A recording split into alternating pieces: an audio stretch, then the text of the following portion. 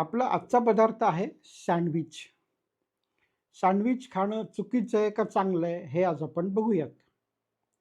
आता सँडविचमध्ये जे पदार्थ असतात, त्याचा जर आपण विचार केला, तर त्यात पहिल्यांदा असतो तो ब्रेड.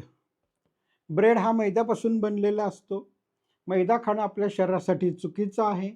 त्याच्यामुळे सँडविच हे ब्रेडशिवाय बनतही नाही आणि ब्रेड असेल किंवा बनपाव असेल, काहीतरी कुठल्यातरी प्रकारचा ब्रेड असल्याशिवाय सँडविच बनत नाही. आता जर आपण ब्रेड बाजूला ठेवला, तर आतमध्ये काय असू शकतं? तर काहीही असू शकतं.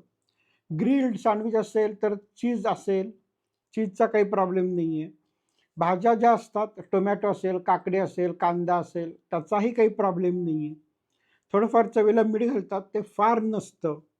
त्याच्यामुळे जर वरचा खालचा ब्रेड सोडला, तर मग सँडविच त्या मानाने हेल्दी म्हणायला पाहिजे. त्याच्यामुळे जर तुम्ही बाहेर गेलात आणि तुम्हाला जर प्रश्न पडला असेल, की आता काय खायचं? तर तुम्ही त्या मानाने सँडविच ही चांगली गोष्ट आहे. कारण एक ब्रेड सोडला तर त्याच्यामध्ये तुम्हाला बऱ्यापैकी भाज्या मिळतील, चीज मिळेल, बऱ्यापैकी पोट भरेल. त्याच्यामुळे बाकीच्या घटक पदार्थांपेक्षा जर तुम्हाला सँडविच चालत असेल, तर ते तुम्ही जरूर मागवा. आणि जर आपण रेटिंग द्यायचं ठरवलं 1 ते 5 जसं सिनेमाला रेटिंग असतं, तसं सँडविचला रेटिंग द्यायचं म्हटलं, तर मी देईन 5 पैकी 4 रेटिंग. मग त्यातला ब्रेड सोडला तर बाकी सँडविच चांगलं असतं. त्यामुळं आजचा निकाल आहे सँडविच खायला हरकत नाही.